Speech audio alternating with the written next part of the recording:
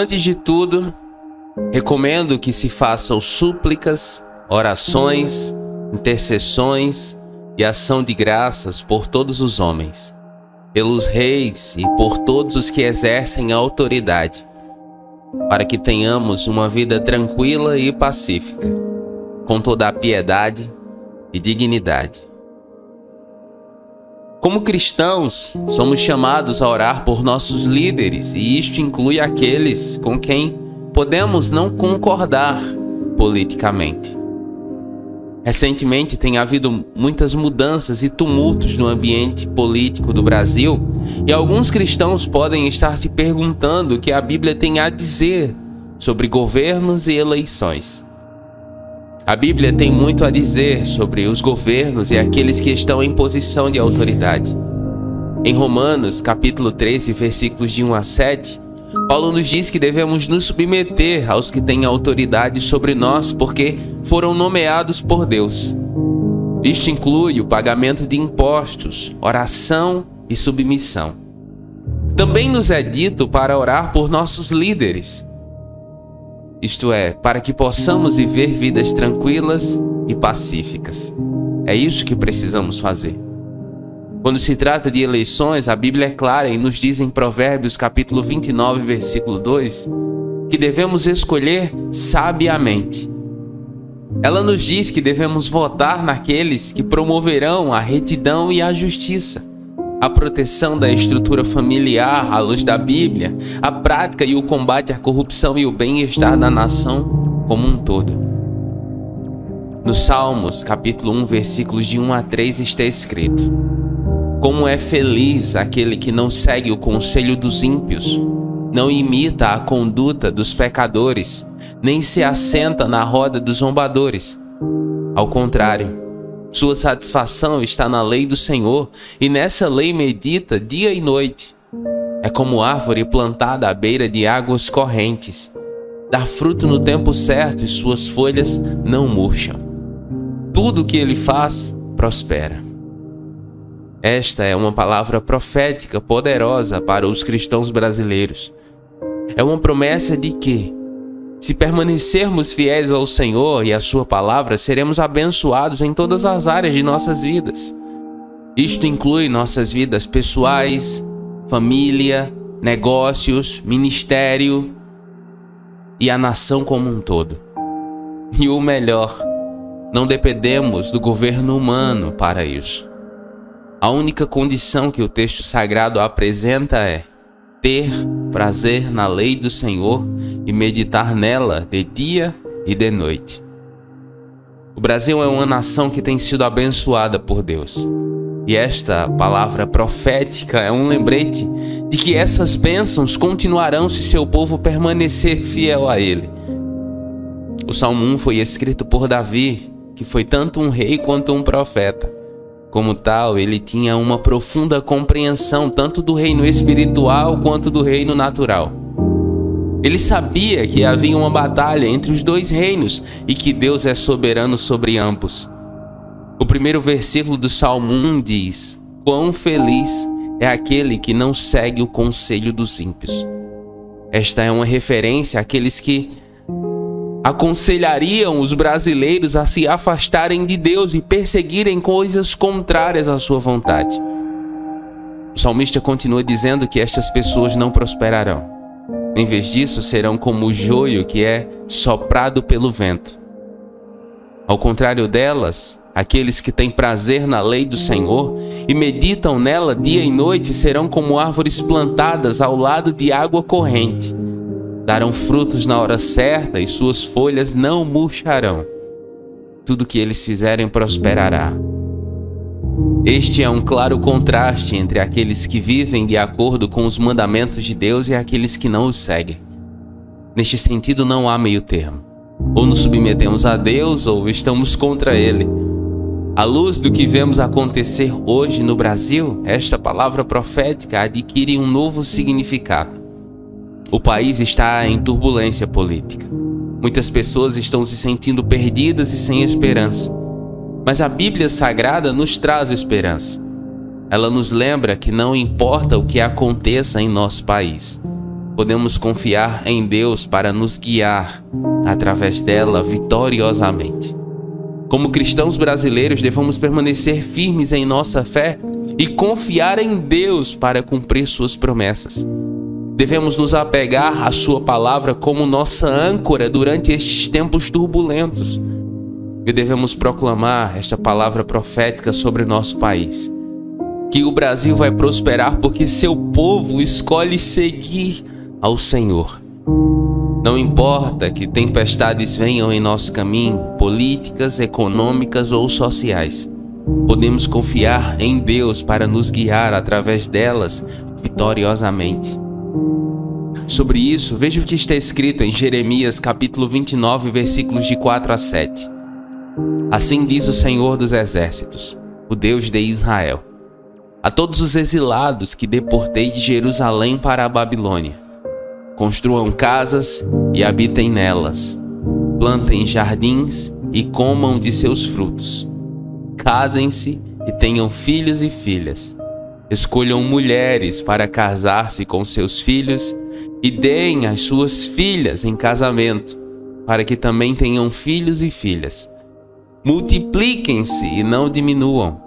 Busquem a prosperidade da cidade para a qual eu os deportei e orem ao Senhor em favor dela, porque a prosperidade de vocês depende da prosperidade dela. O Brasil é um país com uma história rica e um futuro brilhante. O país foi habitado inicialmente por povos indígenas que posteriormente foram colonizados pelos portugueses. Desde então, o Brasil passou por muitas mudanças, incluindo um período de ditadura militar e, mais recentemente, um período de crescimento econômico e prosperidade. Ao longo de todas essas mudanças, uma coisa permaneceu constante: a presença de cristãos no Brasil.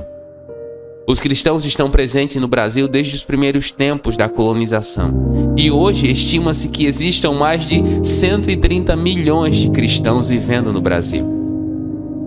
Esse número representa aproximadamente 65% da população. No livro de Jeremias, Deus fala profeticamente sobre a nação de Israel. No entanto, pela fé, creio que essas palavras também se aplicam a outras nações, incluindo o nosso Brasil.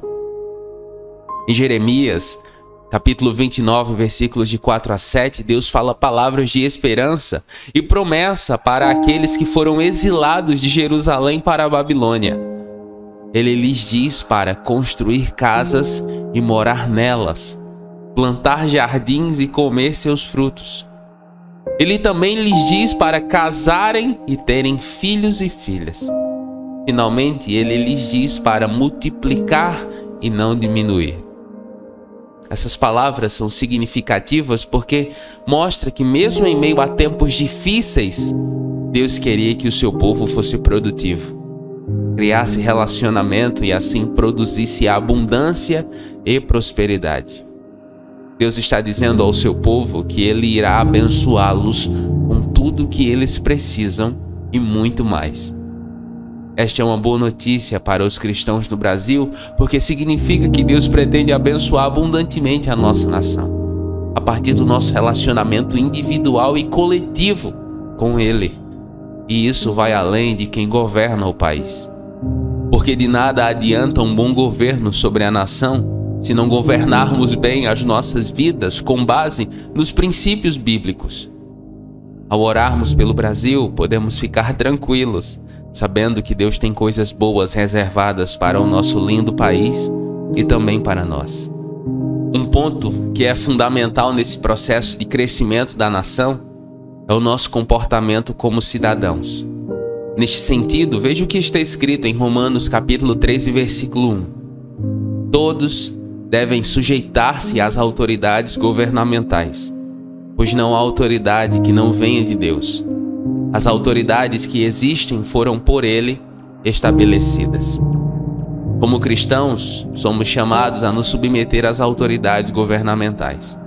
Isto porque não há autoridade que não tenha sido estabelecida pela soberania de Deus.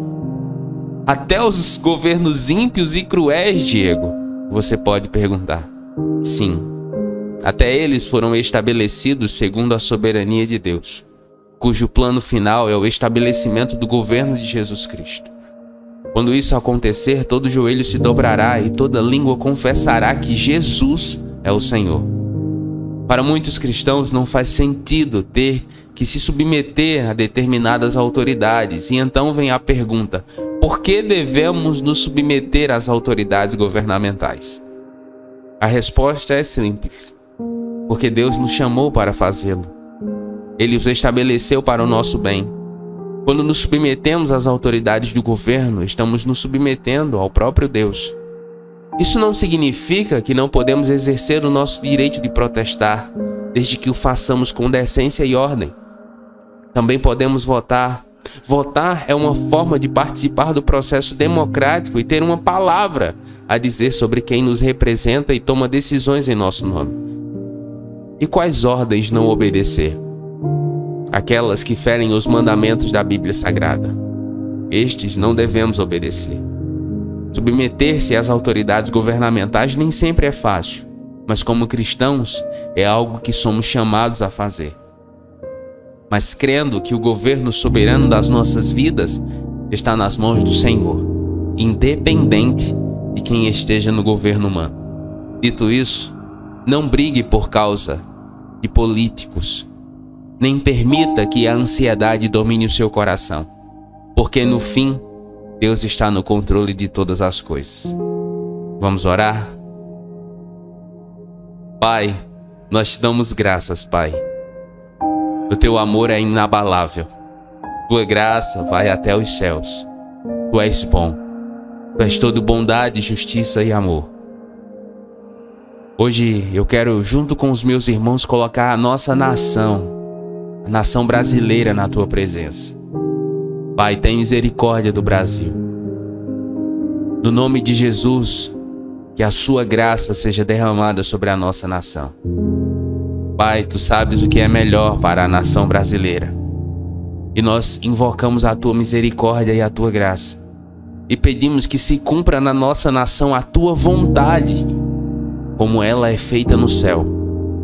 Pai, no nome de Jesus, inclina o coração dos governantes humanos da nação brasileira para a prática da justiça, do zelo, do amor, do cuidado com as pessoas, que eles vivam o segundo mandamento, de amar o seu próximo como a si mesmo. Pai, no nome de Jesus, que a tua palavra se cumpra na nação brasileira.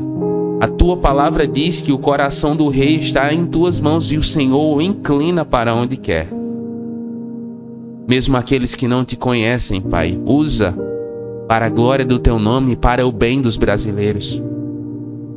No nome de Jesus, faz isso. O Senhor usou Ciro, que não lhe conhecia, e o Senhor usou para abençoar o teu povo. O Senhor usou o perverso Nabucodonosor. O Senhor usou Faraó. Homens que não te conheciam, mas pela sua soberania o Senhor os usou. Que assim seja no Brasil. Que a justiça seja estabelecida em nossa nação. Que haja prosperidade e paz para o nosso povo. E que em nome de Jesus, sobretudo, que o brasileiro te conheça, a ti, como único e suficiente Salvador. Em nome de Jesus. Estabelece a paz na nossa nação, entre o nosso povo. Não é a tua vontade que vivamos divididos ou brigando uns com os outros. Famílias estão sendo desfeitas, amizades estão acabando por causa de opinião política.